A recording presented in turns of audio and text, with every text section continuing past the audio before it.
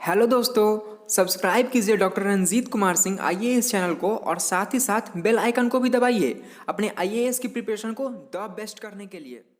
ज्ञान के बारे में आप लोगों को बताने जा रहा हूं। और जैसा कि आप जानते हैं कि यह YouTube का जो लाइव सीरीज है वो उसका 9th सेशन में हम पहुंच चुके हैं। और 9th सेशन में हम विज्ञान की बातें करेंगे, क्योंकि यूपीएससी ने अपना एग्ज़ाम का जो भी शेड्यूल है उसे अनाउंस कर दिया है। और ऐसे में आप सभी तैयारी को लेकर काफ़ी सीरियस हो चुके हैं, और उसी को गाइड करने के लिए मैं आ गया हूं कि आप साइंस की तैयारी कैसे करें और साइंस के लिए क्या रणनीति होनी चाहिए, ताकि आपकी तैयारी जो है वो प्रॉपर हो और आपका प्रीलिम्स निकल भी पाए। और न केवल निकल पाए बल्कि आप बिल्कुल मेंस के लिए श्योर हो जाएं कि आपका प्रीलिम्स जो है हो रहा है। इसी को ध्यान में रख के आज मैं साइंस की बातें करने आया हूं, और साइंस को बहुत ही अच्छे तरीके से बताने जा रहा हूं। कुछ बुक्स भी हमने लाए हैं आपके लिए, ताकि आप समझ सकें कि कौन सी बुक्स आपको देखना है, कौन सी बुक्स आपको अध्ययन करनी चाहिए।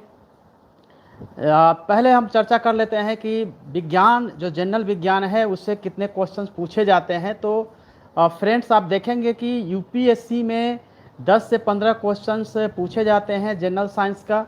और बीपीएससी, यूपीपीसीएस, एमपीपीसीएस, इसके अलावे आप देखेंगे उत्तराखंड, सभी जो पीसीएस हैं उसमें साइंस से प्रश्न हर साल पूछा जाता है। हो सकता है कि आपके करंट से क्वेश्चन ना पूछा जाए, लेकिन साइंस से बिल्कुल प्रश्न होता ही है। और साइंस की बहुत कम तैयारी करके अधिक से अधिक क्वेश्चंस को आप सोल्व कर सकते हैं। उस ट्रिक्स के साथ हम आपके सामने आए हैं और आपको बताने जा रहे हैं कि साइंस की तैयारी आप कैसे करेंगे। तो पहले हम बुक लिस्ट की चर्चा कर ले कि कौन सी बुक्स आपको साइंस के लिए पढ़ना चाहिए और क्या मददगार हो सकती है। तो साइंस के लिए जब हम बात कर रहे हैं तो एनसीईआरटी की बुक्स, 9th और 10th क्लास की एनसीईआरटी की बुक्स को आपको कम से कम 3 से 4 बार पढ़ना पड़ेगा। इसके अलावे आप स्पेक्ट्रम गाइड की साइंस आती है उसको पढ़ सकते हैं। ये 3 बुक्स के अलावे साइंस के लिए नहीं किसी के नोट्स की ज़रूरत है, नहीं किसी गाइड की ज़रूरत है।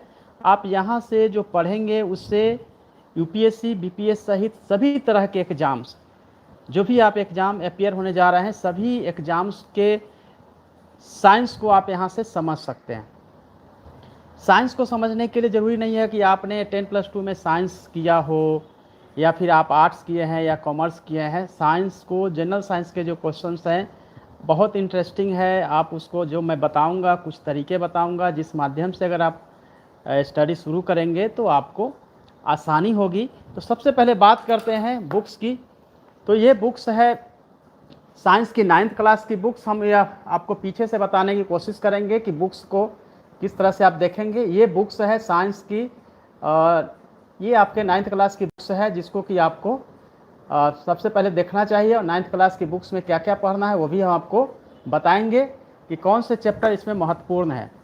तो चलते हैं चैप्टर की तरफ। इसमें 9th में टोटल 15 चैप्टर है, और 15 चैप्टर में यदि देखना हो कि कौन से चैप्टर को सबसे अधिक महत्व देना है, तो हम आपको बताने की कोशिश करेंगे कि कौन सा चैप्टर को सबसे अधिक आप महत्व देंगे। तो जैसा कि मैंने रेड से इसको स्क्वायर बनाए हैं उसको देखिए। Chapter number 3 atoms and molecules, chapter number 4 को आप छोड़ सकते हैं। Chapter number 5 fundamental units of life, chapter number 6 tissues, chapter number 7 diversity in living organism, and chapter number 8 को छोड़ सकते हैं। Chapter number 9 force and law of motion, and chapter number 14 natural resources, and chapter number 15 improvement in food resources. तो आपको 9th में जो देखना है बस इतने आपके चैप्टर है। टोटल 15 चैप्टर में से आपको 8 चैप्टर ही देखना है। अब बात करेंगे कि एनसीईआरटी में भी क्या सिलेक्टिव हुआ जा सकता है। तो नो डाउट्स कि एनसीईआरटी में सिलेक्टिव नहीं हुआ जाता है, लेकिन आप विज्ञान के प्रश्नों को देखेंगे तो आप यह पाएंगे कि विज्ञान में जो क्वेश्चंस पूछे जाते हैं मैक्सिमम जो है वो बायोलॉजी से क्वेश्चन होता है।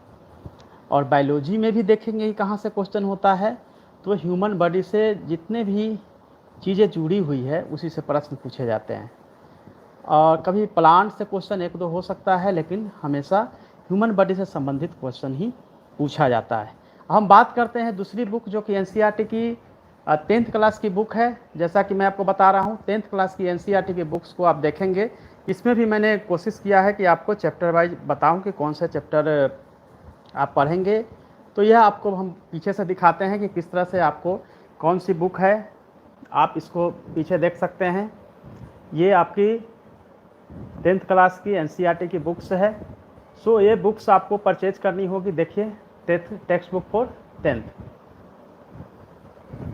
अब इसमें हम चैप्टर भी बताएंगे कि कौन से चैप्टर महत्वपूर्ण है 10th क्लास में। 9th क्लास से ज़्यादा इम्पोर्टेंट जो है वो 10th क्लास की बुक है, क्योंकि ज़्यादा कंटेंट्स इसमें दिए गए हैं और जो क्वेश्चन यूपीएससी में पूछे जाते हैं ज़्यादातर क्वेश्चन जो है 10th क्लास से ही होता है। तो हम एक एक चैप्टर की तरफ बढ़ते हैं।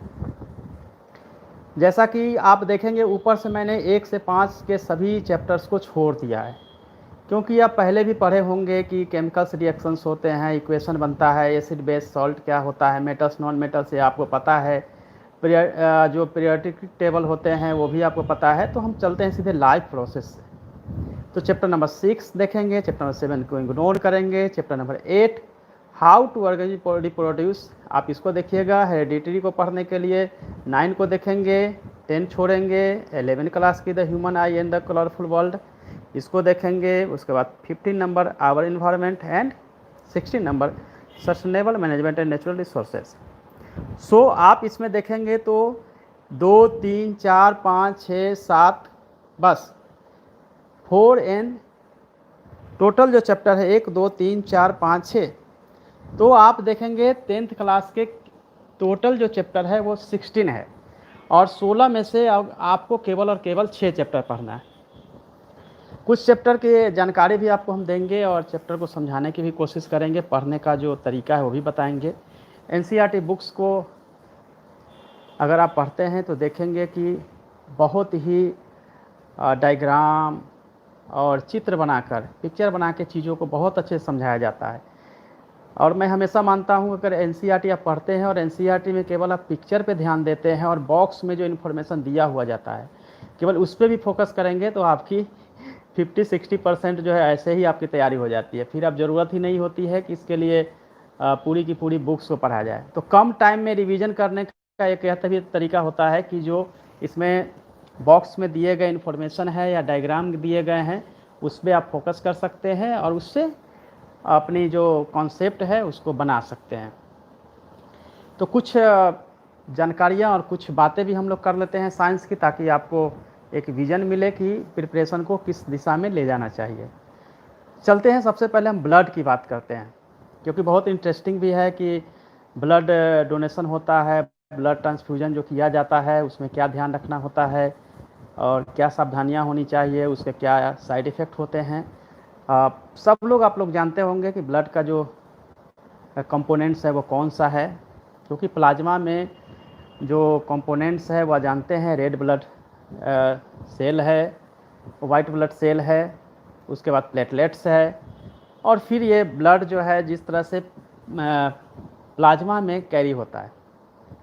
ब्लड सेल्स जितने भी है, वाइट हो या रेड हो, वो प्लाज्मा के साथ जो है मूव करता है, प्लाज्मा उसको मूव कराता है, उस सेल्स के रूप में उसके वेसल्स में जाते हैं। और आपको देखेंगे कि इसके काम क्या क्या है। ब्लड सेल्स का काम जो है आपने कभी गौर किया है या नहीं, लेकिन आप ध्यान देंगे तो हम जो खाना खाते हैं, डाइजेस्टिव सिस्टम जो इंटेस्टाइन पचाता है और बहुत सारे विटामिन्स, मिनरल्स, फैट, प्रोटीन्स, इन सब को कैरी करने का काम जो है वो ब्लड का है। और ब्लड ही जो है वो सेल्स और ऑर्गन तक ये सारे विटामिन्स और न्यूट्रिएंट्स को पहुंचाती है।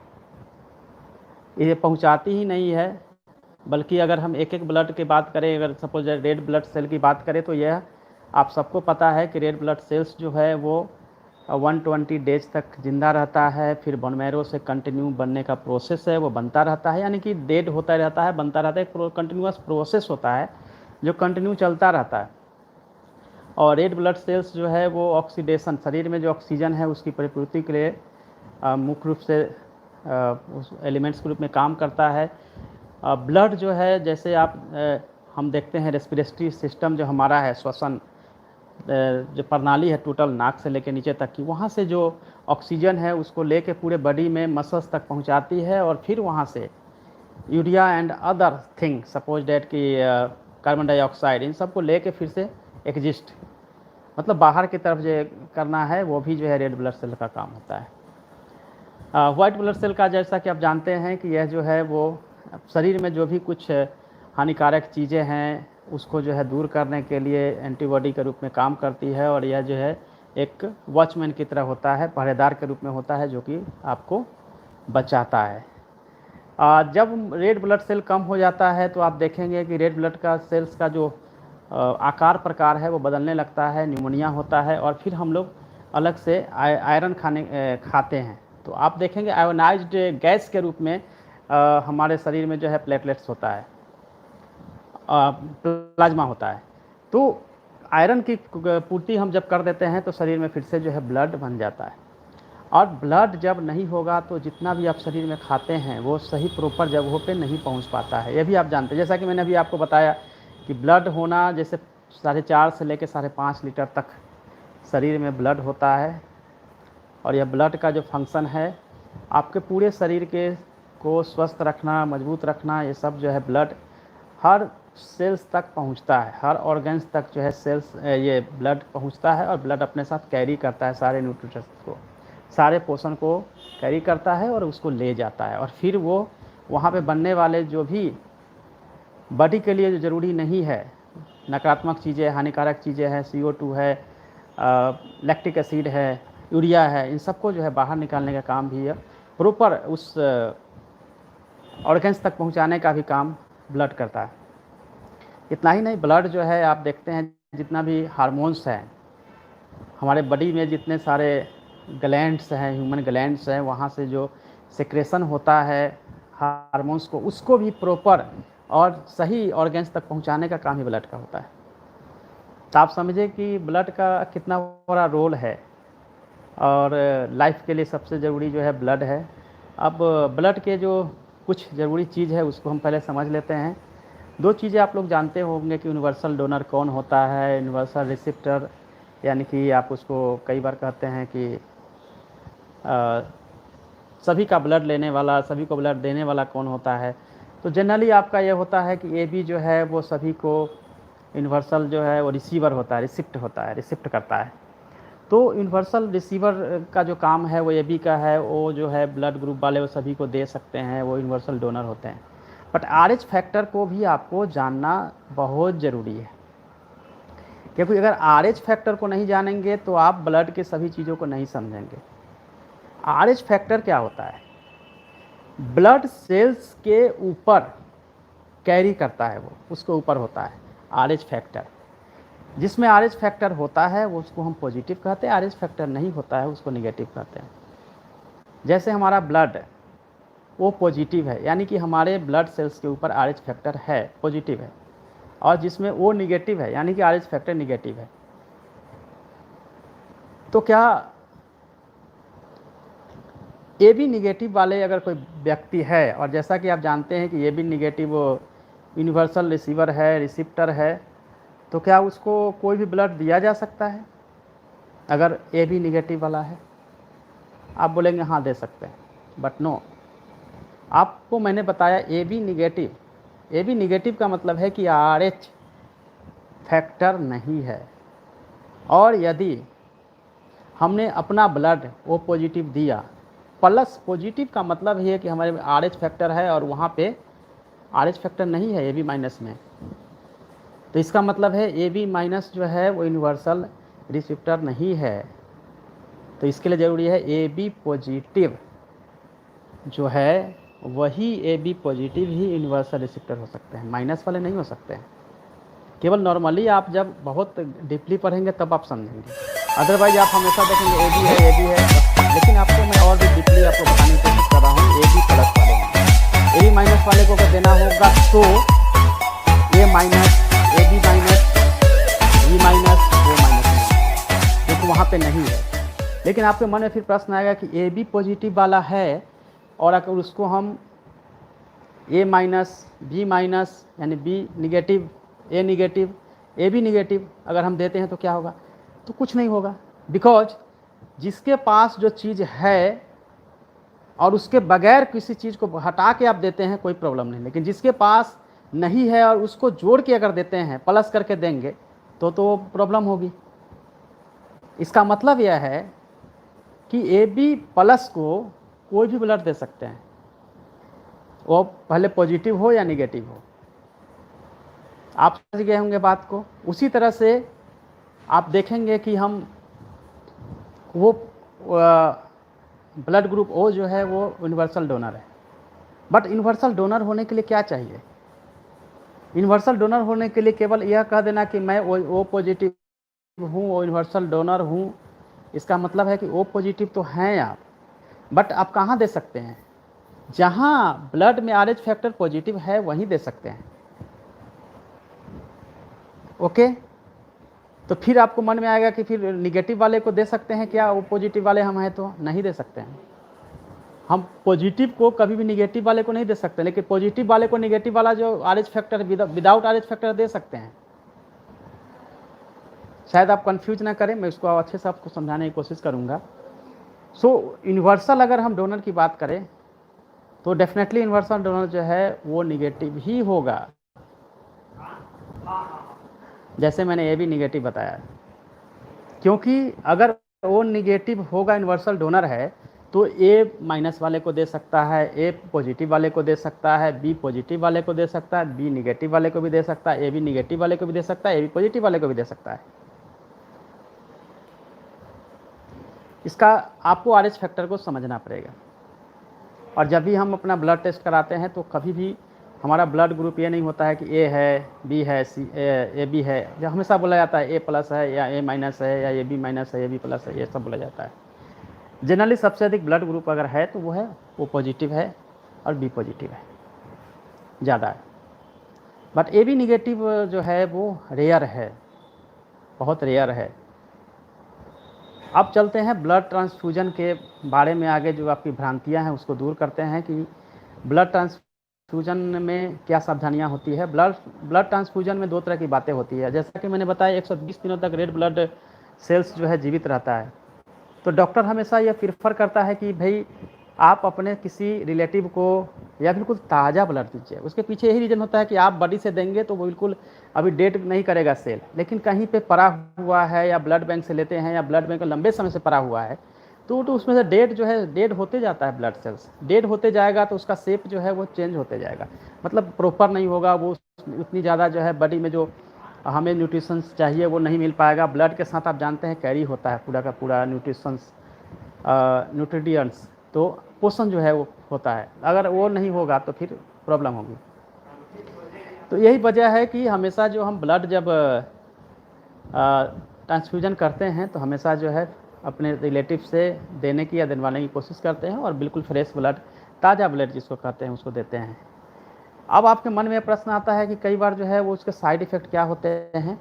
डोनर को साइड इफ़ेक्ट नहीं होता। यदि आपके पास ब्लड प्रॉपर है, आपके बॉडी में हीमोग्लोबिन प्रॉपर है, तो ब्लड आप 1 यूनिट दे सकते हैं। लेकिन चूंकि मैंने बताया कि बोन मैरो में ब्लड बनता रहता है, इसका मतलब ये नहीं कि डेली आप ब्लड डोनेट कर सकते हैं।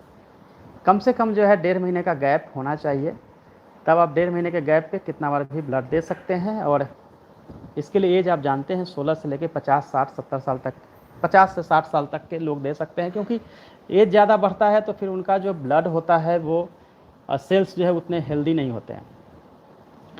तो ज़्यादा यंग होते हैं उनके ब्लड ही प्रीफर किए जाते हैं। और वो भी देखा जाता है कि किसी तरह की बीमारी से नहीं ग्रसित है, किसी तरह के ऐसे ब्लड में कुछ डिफेक्ट तो नहीं है, तो ये भी ध्यान रखा जाता है। फिर उसके बाद ही ब्लड जो है एक्सेप्ट किया जाता है और फिर ब्लड ट्रांसफ्यूजन किया जाता है। कई बार आप देखते होंगे ब्लड चढ़ाते समय पेशेंट जो है वो बहुत काफ़ी परेशान हो जाता है, हार्ट बीट बढ़ जाता है, वोमिटिंग होने लगती है, उसके साइड इफ़ेक्ट दिखने लगते हैं। यह तब होता है जब RH फैक्टर, जो मैं भी बात कर रहा था, RH फैक्टर अगर कहीं पे प्रॉब्लम होता है या सेम ब्लड होने के बाद भी ब्लड में कहीं प्रॉब्लम होती है, जब आप पुराने ब्लड को चढ़ाना शुरू करते हैं तो भी ये प्रॉब्लम होती है। तो ऐसा क्या होता है, आपके ब्लड में ऑलरेडी एंटीबॉडी है, जो ऐसी चीज़ें शरीर में आने लगती है जब लगता है कि ये शरीर को नुकसान पहुंचाएगा, तो वह जो है अपना फाइटिंग शुरू कर देता है उस ब्लड के साथ। और जब वो फाइटिंग करता है एंटीबॉडी आपके शरीर के ब्लड, तो ऑटोमेटिक आपके शरीर में चेंजिंग होना शुरू होता है और परेशानी होना शुरू होते हैं। तो कहीं ना कहीं इंडिकेटर आपके शरीर में आता है कि आपको जो ब्लड दिया जा रहा है प्रॉपर नहीं दिया जा रहा है, फिर आप उसको निकालते दें। आप शरीर के पूरे फंक्शन को समझेंगे तो आपको लगेगा कि ये पूरी मशीन है जो ऑटो मोड में चलती है, इसको आप संचालित नहीं करते, ऑटो मोड में चलता रहता है बॉडी का पूरा फंक्शन जो है। और ऑटो मोड में चलते चलते यह जो है आपको पता भी नहीं होता हर बार हम जो मसल्स को कितने ऑक्सीजन की ज़रूरत है। जब हम बैडमिंटन खेलते हैं, रनिंग करते हैं, तो शरीर में जो है एक्स्ट्रा ऑक्सीजन की ज़रूरत पड़ती है, तब जो है हमारा हार्ट बीट बढ़ता है, ऑक्सीजन ज़्यादा जाता है, मसल्स तक ज़्यादा पहुंचता है, टिश्यू तक ऑक्सीजन, इसीलिए ज़्यादा हार्ट बीट बढ़ जाता है। और यह ज़रूरी होता है हार्ट बीट को बढ़ाना। तो कहीं ना कहीं जो है हमारे बॉडी में सब कुछ जो सिस्टम है उसी हिसाब से बने हुए हैं, और ये पूरा का पूरा शरीर जो इस तरह से चलता है। जैसा कि मैंने अभी आपको चैप्टर सेलेक्ट करके बता रहा था, जिसमें कि आपको विटामिन्स के बारे में, ए की कमी से रतौंधी, बी के कमी से आपके बेरी, सी की कमी से स्कर्वी, डी की कमी से, ई की कमी से, के की कमी से, ये तमाम तरह के जो विटामिन्स है, वो मिनरल्स की जो होते हैं, जिसमें कि आप देखेंगे कि आयरन की कमी से क्या होता है, कैल्शियम की कमी से क्या होता है, पोटेशियम की कमी से क्या होता है। तो ये आपको कमी किस किस चीज़ से क्या होता है, ग्लैंड्स में कौन कौन से हार्मोन्स कहाँ से निकलते हैं, और कौन सा ग्लैंड्स का पोजीशन कहाँ पे होता है, ये तमाम जो प्रश्न है इससे प्रश्न पूछा जाता है। और फ्रेंड्स, अगर ये जो मैंने बुक्स बताए हैं अगर आप उसको रीड करेंगे तो आपकी जो प्रॉब्लम्स है वो ऑटोमेटिक दूर हो जाएगी, कहीं से भी आपको परेशानी नहीं होगी। तो जैसे अभी मैं आपको रणनीति बता रहा हूँ साइंस की, और रणनीति बताने का जो प्रोसेस है वो बिल्कुल अब सीसेट तक आएगा। उसके बाद मैं एक एक चैप्टर को आपको पूरे डायग्राम के साथ पढ़ाना शुरू करूँगा, तो आपको मज़ा भी आएगा, और आपको जो मैं पढ़ाऊँगा उसमें बाद में बुक तक पहुँचने की कोई ज़रूरत नहीं, क्योंकि एक ही बार में आप समझ जाएंगे, पूरे डायग्राम से समझ जाएंगे, वीडियो को देखेंगे, फिर आपको कहीं भी अलग से पढ़ने की ज़रूरत नहीं होगी फ्रेंड्स। तो कुछ और भी चैप्टर की बात करते हैं, ताकि इंटरेस्टिंग कुछ चैप्टर है जिसके बारे में बताने की मैं कोशिश करूँगा। तो ह्यूमन बॉडी, जैसा कि मैंने बताया कि क्वेश्चन जो है मैक्सिमम ह्यूमन बॉडी से पूछा जाता है, तो कुछ फिगर्स जो है उसके तरफ चलते हैं। ये फिगर्स आप ध्यान से देखिए, जिसमें कि एंडोक्रीन ग्लैंड्स इन ह्यूमन, यानी कि मेल और फीमेल में दोनों में जो ग्लैंड्स है उसको दिखाया गया है। तो नीचे से शुरू करेंगे तो आप देखेंगे कि जो फीमेल है उसमें ओवरी है, जिसके मेल में जो टेस्टिस है, फिर पंक्रियाज है, एड्रिनल ग्लैंड है, थाइमस है, थायराइड ग्लैंड है, हाइपोथैलेमस है, पिनियल ग्लैंड है, और पिट्यूटरी ग्लैंड है, थायराइड ग्लैंड है। आप जानते हैं सारे ग्लैंड के अलग अलग फंक्शंस हैं, जैसा कि मैंने अभी भी आपको बताया कि ये ग्लैंड से निकलने वाले हार्मोन्स जो है वो ब्लड के साथ कैरी होता है, और जहाँ टारगेटेड ऑर्गन्स होते हैं वहाँ तक इसको पहुँचाया जाता है। और जब आप ये ग्लैंड्स को देखेंगे तो उसके पोजीशंस के बारे में भी आता है कि एड्रिनल कहाँ पे है, पिट्यूटरी ग्लैंड जो है ग्रोथ ग्लैंड्स के नाम से भी जाना जाता है, ये कहाँ पे है, थायराइड ग्लैंड का क्या काम है, आयोडीन की कमी से क्या होता है, तो पैंक्रियाज का क्या रोल है, जैसे। तो ऐसे अगर आप इसको एक एक डायग्राम के हिसाब से पढ़ते जाएंगे तो कहीं से भी आपको ऐसा नहीं लगेगा कि आपकी तैयारी या इंटरेस्टिंग में कहीं कमी हो रही है, क्योंकि आप पढ़ते जाएंगे और समझते जाएंगे। आपको पता है कि सेल से हम शुरुआत करते हैं, जब अपनी पढ़ाई हम साइंस की करते हैं। हमारा शरीर बिल्कुल सेल से बना हुआ है, कोशिका से बनी हुई है। जिस प्रकार से मकान बनाने के लिए ईंट ब्रिक्स का यूज किया जाता है, हमारा पूरा का पूरा शरीर जो है वो सेल जैसे ब्रिक्स से बने हुए हैं। आप जब हाई स्कूल में होंगे तो आपने देखा होगा कि हमारे चिक के अंदर से सेल्स को टीथ से कट करके और स्लाइड पे डाल के हम लोग दूरबीन से देखा करते थे, सूक्ष्मदर्शी से, और उसमें जो है बहुत सारे सेल्स दिखते थे ईंट की तरह, और हमें टीचर बताते थे कि देखो इस तरह से हमारे शरीर बने हुए हैं और कई तरह के सेल्स होते हैं, और सेल्स का जो है डिवीज़न कंटिन्यू होता रहता है। मियोसिस माइटोसिस प्रोसेस से, और सेल्स का डिवीजन होते जाता है, नए सेल्स बनते जाते हैं, सेल्स जो है डेड होते जाते हैं। आप कई बार देखते होंगे कि आपके कहीं इंजरी होती है, इंजरी के बाद जो है वो वहाँ पे रिमूव होता जाता है और नए सेल्स बन जाते हैं, पुराने सेल्स जो है डेड हो जाते हैं। या कई बार आपको चोट लगता है पैर में, हाथ में, कहीं पे भी, तो गर्म पानी से सेकने की ज़रूरत होती है, या फिर आप आइस डालते हैं। आपको पता है उससे क्या होता है, जो डेड सेल है उसको निकलने या जल्दी उसको रिमूव करने में सहायता मिलती है। ऐसा नहीं होता कि दर्द को कम कर रहा है, क्योंकि डेड सेल जो है कहीं ना कहीं आपको पेनफुल होता है, इसीलिए उसको निकालना पड़ता है। अब सेल में हम आगे आपको बताएंगे एक पिक्चर के द्वारा, तो आप समझ पाएंगे कि सेल जो है किस तरह से फंक्शन करता है, और सेल में हमारे जो जितने जीन है वो वहीं पे होता है, बिल्कुल सेंटर में होता है, न्यूक्लियस में होता है। वहाँ से आरएनए, डीएनए और फिर हमारा आगे का जो हेरिडिटी है वहाँ से तय होता है, हमारे जो गुण है वहाँ से लिए जाते हैं। तो एक एक हम पहले पिक्चर से आपको बताते हैं कि किस तरह से सेल को हम देखेंगे। तो आप देखिए सेल में क्या क्या है, बहुत ही कलरफुल पिक्चर है। सबसे पहले हम बात करते हैं गोल्जी एपरेटस की।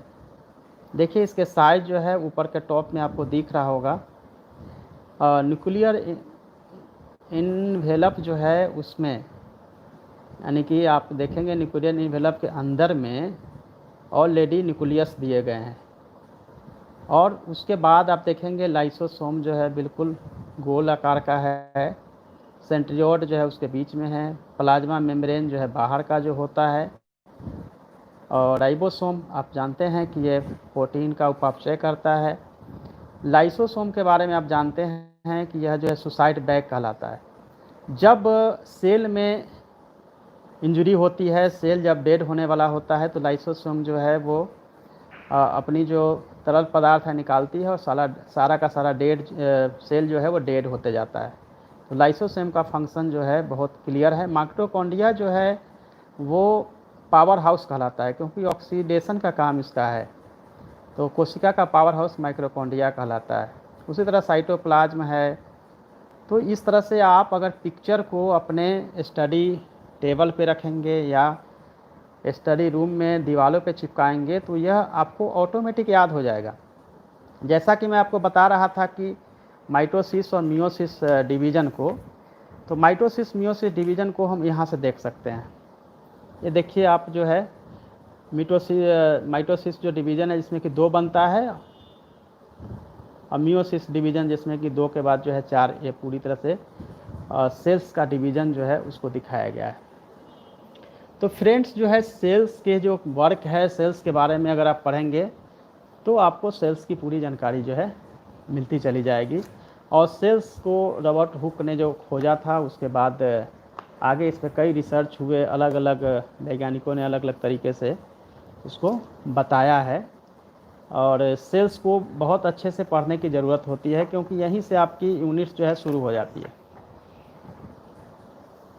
एक जो है बहुत इम्पोर्टेंट चीज़ है कि लड़का हो या लड़की हो, या कैसे डिसाइड होता है, तो आपके सेक्स डिटर्मिनेशन कैसे होते हैं, सेक्स का कैसे डिसाइड होता है कि लड़का होगा लड़की होगा।